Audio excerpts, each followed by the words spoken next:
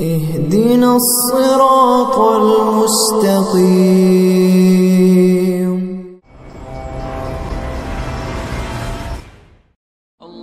Video کے نیچے subscribe کے بٹن پہ کلک کریں، بیل کے آئیکن پہ کلک کیجئے تاکہ ہر نئی ویڈیو کی نوٹیفیکیشن آپ کو مل جائے.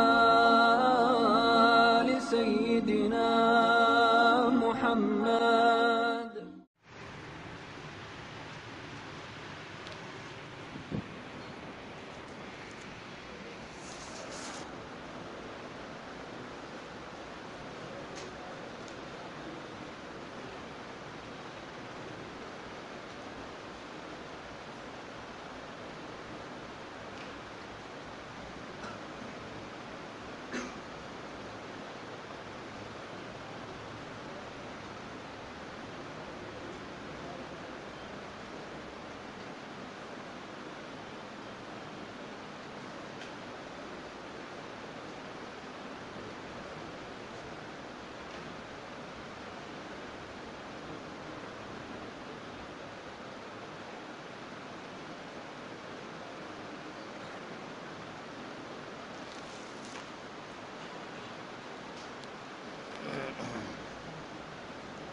الحمد لله رب العالمين والعاقبة للمتقين والصلاة والسلام على سيد المرسلين سيدنا ونبينا ومولانا محمد وعلى آله وأصحابه أجمعين.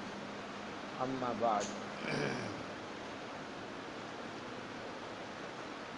فقد قال الله تعالى في كلامه المجيد: أعوذ بالله من الشيطان الرجيم، بسم الله الرحمن الرحيم.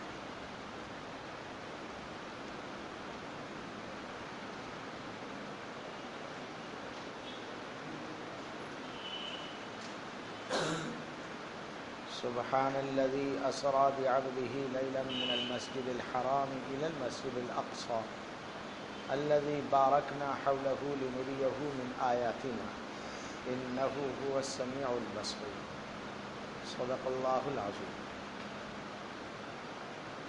بزرگان محترم، اللہ بزرگ برتر کا لاکھ لاکھ شکر اور احسان ہے کہ انہوں نے ہمیں اپنے حبیب پاک صلی اللہ علیہ وسلم کی خاتم النبیین کے صدقے تمام انبیاء کرام علیہم الصلاۃ والتسلیم پر اور تمام کی کتابوں پر ایمان لانے کی توفیق نصیب فرمائی. اس دنیا میں نبی پاک صلی اللہ علیہ وسلم کو ماننے والی قوم اکیلی ایسی ہے جو تمام انبیاء پر ایمان رکھتی ہے، جس کا ایمان مکمل ہے، ادھورا نہیں. اگر یہودی موسیٰ علیہ السلام کو مانتے ہیں تو عیسیٰ علیہ السلام کو نہیں مانتے، حضور کو نہیں مانتے. ان کے ایمان کا مدار، ان کے مذہب کا مدار حضرت عیسیٰ اور حضور صلی اللہ علیہ وسلم کو نہ ماننے پر ہے. عیسائی اگر حضرت عیسیٰ علیہ السلام کو مانتے ہیں تو حضور کو نہیں مانتے.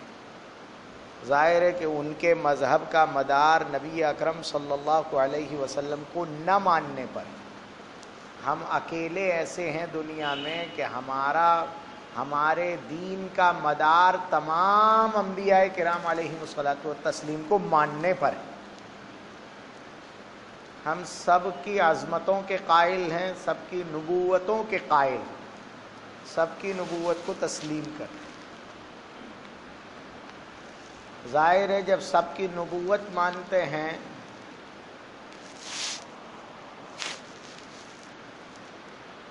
تو جس طرح ہم بیت اللہ کو تسلیم کرتے ہیں اسی طرح قبلہ اول کو تسلیم کرتے ہیں. جتنے بھی انبیاء کرام علیہم الصلاۃ والتسلیم نے جتنے عبادت گھر بنائے ہیں اللہ کی بڑائی اور کبریائی کو بیان کرنے کے لیے، ظاہر ہے کہ وہ سب ہمارے لیے مقدس ہے، مبارک ہے. حضرت آدم علیہ الصلاۃ والتسلیم سے اللہ تعالیٰ نے زمین پر اپنی عبادت کے لیے 2 گھر بنوائے. ایک کعبۃ اللہ بنوایا ہے اور ایک مسجد اقصیٰ کو بنوایا۔ اس کو کے آس پاس جو مبارک حصہ ہے اس کو حرم کہتے ہیں، جس میں داخلے کے لیے شرط ہے کہ احرام باندھا ہوا۔ اسی طرح مسجد اقصیٰ کا جو پورا کیمپس ہے اس کو قدس کہتے ہیں، اور اس مسجد کو مسجد اقصیٰ کہتے ہیں، بیت المقدس کہتے ہیں، بیت المقدس کہتے ہیں۔ اس کے بعد حضرت ابراہیم علیہ الصلاۃ والتسلیم کے ذریعے سے اللہ عز و جل نے پھر ان دو گھروں کی تعمیر دوبارہ کرائی۔ حضرت ابراہیم کے دو بیٹے، حضرت اسماعیل علیہ السلام اور حضرت اسحاق علیہ السلام، یہ دو بیٹے دونوں الگ الگ ماؤں سے۔ حضرت ابراہیم علیہ الصلاۃ والسلام نے حضرت اسماعیل کو ساتھ لے کر بیت اللہ کی تعمیر کی اور اس کے لیے دعا کی ہے، جیسا کہ کل آپ نے پہلے پارے میں سنا ہوگا، ربنا تقبل منا انک انت السمیع العلیم، اے اللہ تو ہماری طرف سے اسے قبول کر لے، تو سننے والا ہے، جاننے والا ہے۔ اور جن کے لیے بنایا ہے ان کے حق میں دعا کی، ربنا وبعث فیہم رسولا منہم یتلو علیہم آیاتک، اے اللہ جس قوم کے لیے یعنی بنو اسماعیل کے لیے، اسماعیل کی اولاد کے لیے، جس کے لیے گھر تعمیر ہو رہا ہے عبادت کے لیے، ان میں ایک ایسے نبی کو بھیج جو تیری کتاب کی تلاوت کرے، ان کا دلوں کا تزکیہ کرے اور تیری کتاب اور حکمت اور احکام کو بیان کرے، اس کی تعلیم دے، وَيُعَلِّمُهُمُ الْكِتَابَ وَالْحِکْمَةَ إِنَّكَ أَنْتَ الْعَزِیزُ الْحَکِیم، یقیناً تو بڑا غلبے والا ہے اور حکمت والا ہے۔ ایک گھر یہ تعمیر کیا، اور دوسرا گھر تعمیر کیا ہے مسجد اقصیٰ۔ مسجد اقصیٰ حضرت اسحاق علیہ السلام کے ساتھ مل کر حضرت ابراہیم علیہ السلام نے تعمیر کی۔ اسحاق علیہ السلام کی جتنی اولاد ہے، یعقوب علیہ السلام، پھر حضرت یوسف علیہ السلام، اور پھر یوسف علیہ السلام کی نسل سے آگے بڑھ کر یہ پورا خاندان بنی اسرائیل کہلایا ہے۔ اس میں 40,000 نبی آئے، ان 40,000 نبیوں کا قبلہ بیت المقدس، وہ اسی کی طرف رخ کر کے نماز پڑھتے رہے، اس میں نماز پڑھتے تھے، اسی کی طرف رخ کر کے نماز پڑھتے۔ اسے حضرت داؤد علیہ السلام نے پھر تعمیر کیا، اور بڑا عجیب و غریب تعمیر کی۔ پھر وہ تعمیر ادھوری تھی، حضرت داؤد علیہ السلام کا انتقال ہو گیا، ان کے بعد حضرت سلیمان علیہ السلام نے اس کی دوبارہ تعمیر مکمل کرائی، اور وہ تعمیر بھی حضرت سلیمان کی حکومت بہت وسیع ہے، پرندوں پر بھی ہے، چرندوں پر بھی ہے، پانی پر بھی ہے، ہواؤں پر بھی ہے، جناتوں پر بھی ہے۔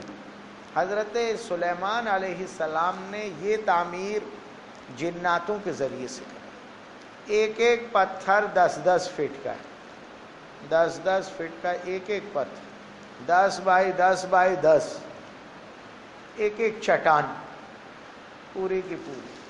ظاہر انسانوں کے بس کی نہیں ہے تو اس زمانے میں بغیر مشینوں کے انہیں اٹھا سکتے، لیکن اس کے ذریعے سے مسجد اقصیٰ کی تعمیر کرائی، اور ایسی انجینئرنگ اس میں ہے، اتنی مضبوط ترین تعمیر ہے، وہ آسان نہیں ہے اس کو ہلا لینا، زلزلے آ جائیں۔ لوگ اب بھوکمپ نرودھک عمارتیں اب بنانا سیکھ رہے ہیں کہ نیچے ریت بھر دو، گٹی بھر دو تو بھوکمپ نرودھک ہو جائے گی عمارت۔ انہوں نے اپنے زمانے میں اس کو بھوکمپ نرودھک بنایا ہے، اور تعمیر بھی پہاڑ پر کی۔ جس طرح کعبۃ اللہ میں ایک پتھر لگا ہوا ہے جو جنت سے آیا ہے، جس کو ہم حجر اسود کہتے ہیں، اس کو چومنا، اللہ سے مصافحہ کرنا، اور وہ قیامت کے دن جنت کی طرف پہنچا دیا جائے گا۔ حضرت آدم اسے لے کر آئے تھے، اس کو بوسہ دینے سے گناہ چس جاتے. ایسے ہی ایک چٹان ہے جو جنت سے آئی، وہ مسجد اقصی میں لگی. وہاں ایک اتنی بڑی چٹان ہے کہ اس کی گہرائی کا آج تک کسی کو پتہ نہیں. اس چٹان میں ایک گفا ہے جس میں 250 انبیاء کرام علیہم الصلاۃ والتسلیم نے نمازیں پڑھی. اسی چٹان پر سے حضرت جناب محمد الرسول اللہ صلی اللہ علیہ وسلم کو آسمانوں پر بلایا گیا. 40,000 انبیاء کرام علیہم الصلاۃ والتسلیم نے مسجد اقصی کی طرف رخ کر کے نماز پڑھی ہے. وہ ان کا قبلہ ہے حضرت عیسیٰ علیہ السلام تک. نبی اکرم صلی اللہ علیہ وسلم کو جب پیغمبری ملی ہے تو حضور کو یہ بتلا دیا گیا ہے کہ مسجد اقصی اس سے پہلوں کا کعبہ رہا ہے اور یہاں بنو اسماعیل کے لیے کعبۃ اللہ بنایا گیا ہے. تو ایک قبلہ وہ ہے، ایک قبلہ یہ ہے. تو حضور کو جبرائیل نے رخ ایسا بتلایا کہ وہ کعبے کے پاس اس طرف رخ کر کے نماز پڑھتے تھے کہ کعبے کی طرف بھی رخ ہوتا تھا، بیت المقدس کی طرف بھی رخ ہو جاتا تھا. اس طرح مکہ مکرمہ میں 13 سال نمازیں پڑھی. جب نبی اکرم صلی اللہ علیہ وسلم مدینہ منورہ تشریف لے گئے تو اب بیت المقدس الگ سمت میں ہے، کعبہ الگ سمت میں ہے. تو حضور نے 6 مہینے تک بیت المقدس کی طرف رخ کر کے نماز پڑھی. 6 مہینے کے بعد آیت نازل ہوئی، قد نرى تقلب وجهك في السماء فلنولينك قبلة ترضاها فول وجهك شطر المسجد الحرام. ہم آپ کو دیکھ رہے ہیں، آپ بار بار آپ کا دل ملولے لیتا ہے کہ کاش کہ کعبے کی طرف میرا رخ ہو جائے. ہم آپ کو اس قبلے کی طرف پھیر دیتے ہیں جس سے آپ راضی ہوں، یعنی بیت اللہ کی طرف. مسجد قبلتین بنی ہے مدینہ منورہ میں جہاں نماز ہو رہی تھی، اور اس وقت میں یہ آیت نازل ہوئی تو سب کے سب گھوم گئے. ابھی بھی وہاں 2 قبلوں کے نشان بنے. اس کا نام ہی مسجد قبلتین ہے. جو لوگ حج میں گئے ہوں گے انہوں نے زیارت کی ہوگی. اس کے بعد سے مسلمانوں کا رخ قبلے کی طرف. لیکن نبی اکرم صلی اللہ علیہ وسلم آخری نبی بنا کر تشریف لے آئے، بھیجے گئے تھے کہ حضور کے بعد اب کوئی نبوت باقی نہیں رہے گی. حضور کے میں ساری نبوتیں سمو دی گئی ہیں. حضور نے اعلان فرما دیا میں سارے عالم کے لیے نبی ہوں. جب سارے عالم کے لیے نبی ہوں اور حضور کا قبلہ کعبۃ اللہ بنا دیا گیا تو اب سب کا قبلہ کعبۃ اللہ ہو گیا. اب بیت المقدس قبلہ نہیں رہا. اس لیے نبی اکرم صلی اللہ علیہ وسلم کو جب نماز دی گئی، 5 نمازیں جب معراج میں دی گئیں تو حضور کو پہلے لے جایا گیا بیت المقدس، اور وہاں سارے انبیاء کرام علیہم الصلاۃ والتسلیم کی ارواح کو جمع کیا گیا، جس میں مثالی کے ساتھ آج بھی وہ کڑا ابھی بھی موجود ہے. میں اپنی نظروں سے دیکھ کر آیا ہوں. جس جگہ وہ کڑا لگا ہوا تھا جس سے نبی اکرم صلی اللہ علیہ وسلم نے اپنی اس سواری کو باندھا تھا، جو سواری مکہ مکرمہ سے حضور کو بیت المقدس تک رات میں آنن فانن لے کر آ گئی تھی. 3 سواریاں تھیں نا، 3 الگ الگ سواریاں تھیں. تو جو براق آیا ہے وہ جس جگہ باندھا گیا تھا آج بھی وہاں کڑا لگا ہوا ہے بیت المقدس. اور عجیب بات تھی کہ نبی اکرم صلی اللہ علیہ وسلم کو جس رات معراج کرائی گئی، حضور کو وہاں تشریف لانا تھا، تو رات میں مسجد کے پادریوں نے اس مسجد کے سارے دروازے جو روزانہ بند کیے جاتے تھے وہ بند کرنا شروع کیے. تو سب بند ہو گئے، لیکن جس دروازے سے رسول پاک صلی اللہ علیہ وسلم کو داخل ہونا تھا پادری نے سر پیٹ لیا اس کو بند کرنے کا، وہ بند نہیں ہوا. آخر میں وہ ادھورا بند چھوڑ کر چلا گیا، کیونکہ رات میں نبی پاک صلی اللہ علیہ وسلم کو تشریف لانا. حضور تشریف لائے اور پورے انبیاء کرام علیہم الصلاۃ والتسلیم حضرت آدم سے لے کر حضرت عیسیٰ علیہ السلام تک سب کے سب جمع ہیں اور سب پیچھے کھڑے ہیں. حضور آگے کھڑے ہو کر ان کی امامت کرتے ہیں. اعلان ہو جاتا ہے کہ سارے انبیاء نے پیچھے ہٹنا تسلیم کر لیا, سب کی نبوتیں ختم, اس لیے کہ سب مقتدی بن گئے. حضرت عیسیٰ بھی مقتدی بن گئے, حضرت موسیٰ بھی مقتدی بن گئے, حضرت نوح بھی مقتدی ہیں, حضرت ابراہیم بھی مقتدی ہیں, سب مقتدی ہو گئے, کوئی امام نہیں ہے. کس کے؟ کا نبی اکرم صلی اللہ علیہ وسلم کے.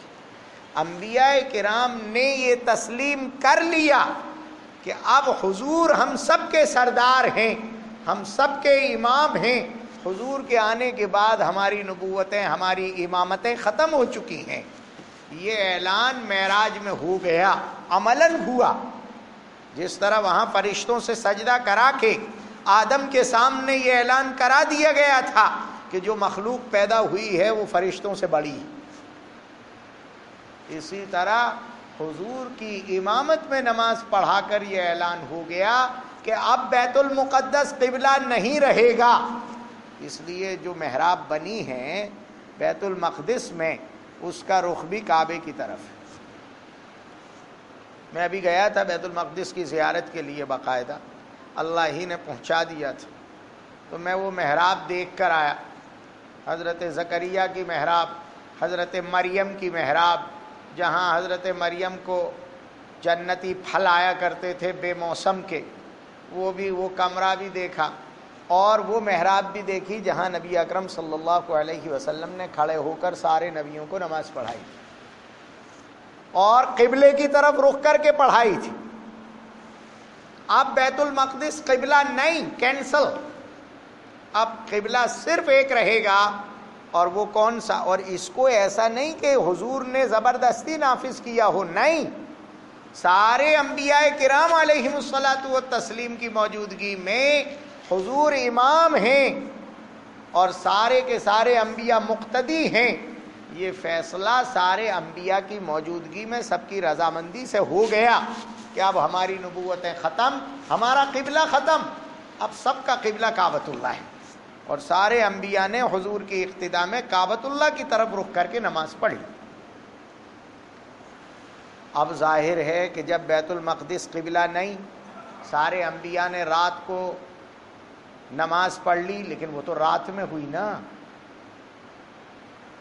صبح جب پادری آئے انہوں نے دیکھا کچھ نہ کچھ ہوا تو ہے, یہ دروازہ ویسا نہیں ہے جیسا ہم رات میں چھوڑ گئے تھے, تبدیلی تو آئی ہے. ایک اعلان ہو چکا.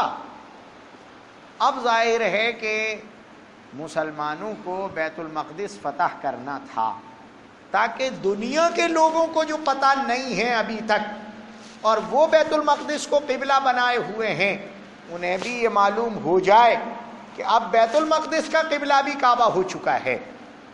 اس لیے کہ بیت المقدس میں عبادت کرنے والے اور اس کو بنانے والوں کا قبلہ کعبہ ہو چکا ہے. اسی لیے حضور کو یہ چمتکاری معجزاتی سفر کرایا گیا تھا اور اس سفر کا چرچا ہوا, مکے میں ہوا. حضور راستے میں کتنے قافلوں سے ملے, کہاں کہاں انبیاء کرام کی قبروں سے گزرے, کہاں کہاں نمازیں پڑھی, اور پھر تو آسمانوں کا سفر ہوا. یہ اعلان ہوا. اس لیے حضرت عمر رضی اللہ تعالی عنہ کے زمانے میں جب سب فتح ہوتا چلا گیا, پورا شام فتح ہوا, تو آخر میں بیت المقدس تک بات آ گئی. تب عیسائی پادریوں نے کہا کہ اب لڑائی کا کوئی فائدہ نہیں ہے, یہ ہماری مقدس جگہ ہے اور ہماری کتابوں میں لکھا ہے کہ ایک دن اس کو حوالے کرنا ہے, آپ اپنا خلیفہ بلا لیں, ہم اس کے ہاتھ میں چابیاں دے دیں گے. حضرت عمر رضی اللہ تعالی عنہ اپنے غلام کے ساتھ تشریف لے گئے. قصہ بہت مشہور ہے کہ باری باری سے گئے تھے, پھٹا کرتا پہنے گئے تھے, پیوند لگا ہوا تھا. اسی حال میں پہنچے ہیں کہ غلام سواری پر تھا, حضرت عمر اس کی نکیل پکڑے ہوئے پیدل چلے آ رہے تھے. وہ پادری سب کے سب مسجد اقصیٰ کے بالا خانے میں بیٹھے ہوئے اپنی کتابیں دیکھتے تھے اور حضرت عمر رضی اللہ تعالی عنہ کو آتا دیکھتے تھے. انہوں نے اس کو قبول کر لیا, چابیاں حضرت عمر کے حوالے کر دی اور مسجد اقصیٰ کو مسلمانوں کے لیے ہمیشہ کو کھول دیا گیا. اب مسجد اقصیٰ کا قبلہ بھی ہو گیا اور اسلام کا عالمی مذہب ہونے کا اعلان ہو چکا کہ اب کوئی قبلہ نہیں بچا, صرف ایک قبلہ ہے. آسمانی مذاہب جتنے بھی ہیں سب کا قبلہ ایک ہے اور وہ وہ کعبۃ اللہ ہے. بیت المقدس میں بھی نمازیں ہونے لگی اسی انداز. اس وقت میں حضرت عمر کو 2 رکعت پڑھنی تھی مسجد اقصیٰ میں جانے سے پہلے, تو پادریوں نے کہا کہ ہمارے گرجا میں پڑھ لو, وہاں ایک چرچ بنا ہوا ہے جس میں اس صلیب کے ٹکڑے رکھے ہیں جس صلیب کے بارے میں یہ مشہور کر رکھا ہے جھوٹا کہ حضرت عیسیٰ کو سولی دی گئی تھی. وہاں ایک پٹا بچھا ہوا ہے. میں گیا تھا وہ چرچ دیکھنے بھی گیا تھا. میں نے کہا جب سبھی دیکھنے نکلے ہیں تو اسے بھی دیکھ لیں. میں نے وہاں کہلایا اندر کہ بھائی ہم دیکھنا چاہتے ہیں. انہوں نے اجازت دے دی. میں نے دیکھا کہ وہاں صلیب کے آگے تو لوگ کیا کچھ کر ہی رہے تھے, لیکن نیچے جب دیکھا تو وہاں ایک پٹا بچھا ہوا تھا, اس پر بھی لوگ سجدے کر رہے تھے. تو میں نے ایک نن سے پوچھا کہ یہاں کیا ہے, تو کہا کہ جب سولی سے اتارا گیا تھا تو یہاں لپیٹا گیا تھا کفن میں. میں نے کہا جس کو لپیٹا ہے وہ حضرت عیسیٰ تھے ہی نہیں, جن کو لٹکایا گیا وہ حضرت عیسیٰ تھے ہی نہیں. قرآن کہہ رہا ہے ما قتلوہ ما صلبوہ ولکن شبہ لہم, نہ انہوں نے حضرت عیسیٰ کو قتل کیا نہ سولی دی, انہیں تو دھوکہ ہو گیا. حضرت عیسیٰ تو آسمانوں پر چلے گئے, دوسرے کو انہوں نے عیسیٰ سمجھ کر اور سولی دے دی اور اسی پر آج تک سرماری کرتے چلے آئے. حضرت عمر سے کہا کہ عمر تم یہاں 2 رکعت نماز پڑھنا چاہتے ہو تو ہمارے چرچ میں پڑھ لو. حضرت عمر نے فرمایا نہیں, یہ بصیرت ہے عمر کی. عمر یہ جانتے تھے کہ اگر میں نے نماز پڑھ لی, اگر میں نے یہاں نماز پڑھ لی تو بعد میں چرچ ہونے کا دعویٰ ہوگا اور پھر مسلمان کبھی یہاں نماز نہیں پڑھ پائے گا. حضرت عمر نے فرمایا میں یہاں نماز نہیں پڑھوں گا, اگر میں نے پڑھ لی تو بعد کے مسلمان اسے چرچ ہی نہیں رہنے دیں گے, مسجد بنا لیں گے. اس لیے حضرت عمر نے اس سے آگے بڑھ کر ایک جگہ نماز پڑھی اور وہاں مسجد بنائی. آج بھی مسجد عمر موجود ہے. اور جتنے بھی پراتتو وبھاگ کی مسجدیں ہوتی ہیں آثار قدیمہ کی, دیکھا ہوگا وہاں ٹورسٹ آ جاتا ہے اور دیکھتا پھرتا ہے, ننگی عورتیں پھر رہی ہیں, ننگے آدمی پھر رہے ہیں کیمرے لیے ادھر سے ادھر. لیکن قربان جائیے عمر کے رعب پر. میں اس مسجد میں جب گیا میں نے دیکھا اس کے دروازے پر لکھا ہوا تھا اونلی فار پریئرس, صرف نماز پڑھنے والے جا سکتے ہیں, باقی ٹورسٹ کو جانے کی پرمیشن نہیں ہے. آج بھی یہ رعب باقی. اس مسجد اقصیٰ میں مسلمان نماز پڑھتا چلا آ رہا ہے آج تک. یہ بات عیسائیوں کے دلوں کو تکلیف دیتی ہے کہ اس کا مطلب تو ہمارا دین ختم ہی ہو گیا. اس لیے وہ اس سلسلے میں لڑتے بھیڑتے رہے اور ایک وقت آیا کہ انہوں نے پھر بیت المقدس پر قبضہ کر لیا اور مسلمانوں میں قتل و غارت گری کر کے انہیں ختم کر دیا.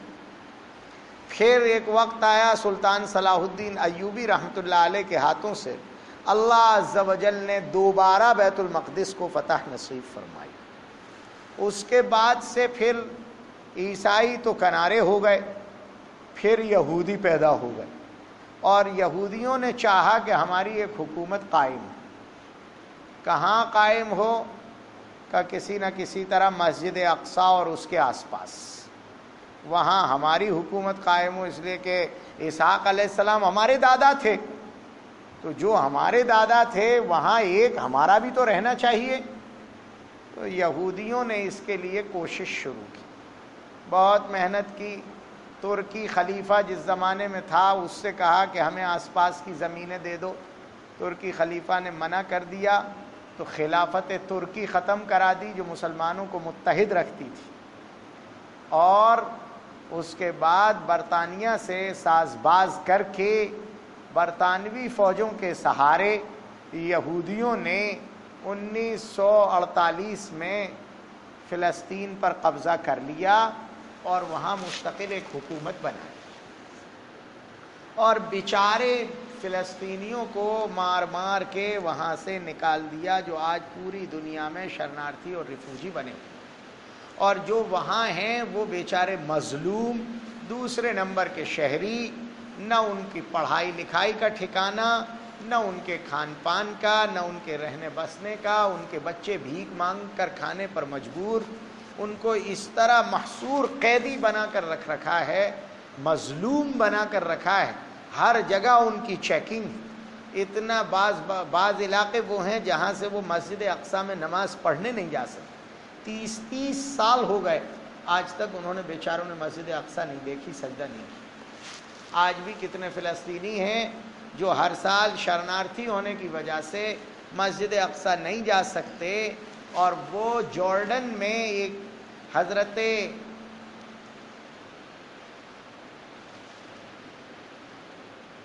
دیکھو دانیال علیہ السلام کی قبر ہے غالباً، وہاں جاتے ہیں اور وہاں سے گنبد صخرہ نظر آتا ہے، جو گولڈن،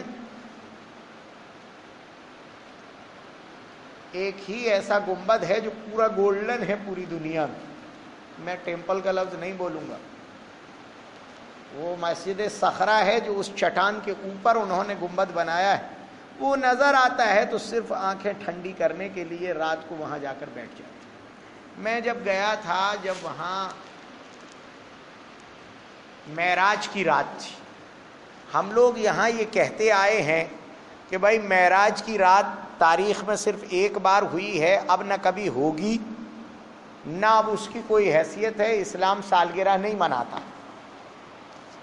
اس لیے اب کوئی 27 رجب کو پوجتا رہے تو اس کی کوئی حیثیت اہمیت نہیں ہے۔ یہاں تو ہم نے اکابر سے یہی سنا، یہی پڑھا، یہی دیکھا، یہی بیان کرتے ہیں، حقیقت بھی یہی۔ لیکن وہاں جا کر میں نے دیکھا کہ فلسطینیوں میں کیا جوش ہے، کیا جذبہ ہے، کیا ان کا ایمان ہے، وہ سارا خوف تج کر ان دشمنوں کے بیچ میں کھڑے ہو کر ان کی عورتیں، ان کے بچے، ان کے بوڑھے، ان کے اپاہج، ان کے معذور، سب کے سب مسجد اقصی میں جمع ہیں، اور وہ ان کا فیسٹیول ہے، وہ اس کا اعلان کرتے ہیں سرے عام کہ تمہارے نبیوں نے آج کی رات ہمارے نبی کے پیچھے نماز پڑھی، یہ آج کی رات، آج کا دن، آج کی رات وہ ہے جس میں ہمارے نبی نے فاتحانہ شان سے اس مسجد میں داخل ہو کر عملاً اس بات کا اعلان کیا ہے کہ اب مسجد اقصی قبلہ نہیں، اب مسجد اقصی مبارک ہے مسلمانوں کے لیے۔ نبی اکرم صلی اللہ علیہ وسلم نے فرمایا 3 مسجدیں ہیں، 3 مسجدیں ہیں، اگر حرم میں نماز پڑھو گے 1,00,000 نمازوں کا ثواب، مسجد نبوی میں نماز پڑھو 50,000 کا ثواب، اور مسجد اقصی میں نماز پڑھو گے تو 25,000 نمازوں کا ثواب۔ اگر مسجد کی ہی زیارت کرنا ہو تو 3 مسجدوں کی کرو۔ یہ کہہ کر ترغیب دی گئی کہ مسلمان مسجد اقصی کو اب چھوڑے گا نہیں، ہر زمانے میں وہاں جاتا رہے گا، نمازیں پڑھتا رہے گا، اپنا حق ثابت رکھے گا۔ ہمارا نبی فاتحانہ شان سے آیا تھا، اب کبھی زندگی میں اس مسجد کو اور اس مبارک مقام کو ہم چھوڑنے والے نہیں ہیں، اس لیے کہ اب دنیا میں کوئی مذہب حق نہیں بچا، حق ہے تو اسلام ہے، اسلام کے علاوہ اب جو بھی ہے وہ باطل ہے، اور ہم ان مقدس مقامات کو باطل کے حوالے نہیں کر سکتے۔ یہ اللہ کی پرستش کے لیے اور اس کی عبادت کے لیے اور اس کی بڑائی اور کبریائی کو بیان کرنے کے لیے بنے۔ اس کے لیے 60 سال سے فلسطینی بیچارے جد و جہد کر رہے ہیں، اور اپنی اولاد کی اور اپنی عورتوں کی اور اپنی ذات کی جانوں کی قربانی دے رہے ہیں۔ دنیا میں جتنے مظالم وہاں کی جیلوں میں ہوتے ہیں کہیں نہیں ہوتے، لیکن وہ سب کو برداشت کرتے ہیں، پھر بھی مسجد اقصی کی فکر کرتے ہیں۔ ابھی بھی آپ دیکھ رہے ہیں، آپ شربت سے روزہ کھول رہے ہیں اور وہاں آج بھی بمباریاں ہو رہی ہیں، اور وہ اپنے خون سے افطار کرتے ہیں۔ اور خود نہیں کرتے، روئے زمین کو رمضان کے پہلے روزے کا افطار اپنے خون سے کراتے ہیں۔ اس طرح بھی وہ اپنے نبی کی اس تاریخ کو اور اس فتح کو زندہ رکھے ہوئے ہیں۔ یہ ہمارے مقدس مقامات جن کی ہمیں قدر کرنی چاہیے اور ان کی فتح کی دعا کرنی چاہیے۔ جو لوگ اس کی جد و جہد کر رہے ہیں ان کی قدر کرنی چاہیے اور ان کے لیے دعائیں کرنی چاہیے۔ اللہ عز و جل ہم سب کو ان مقدس اور ان مبارک مقامات کی قدر کرنے کی توفیق نصیب فرمائے، ان میں نمازیں پڑھنے اور ان میں حاضری دینے کی سعادت نصیب فرمائے، اور اس کے لیے چاہت، طلب اور دعا کی توفیق عطا فرمائے۔ آمین۔ وآخر دعوانا ان الحمد للہ رب العالمین۔ سبحان اللہ۔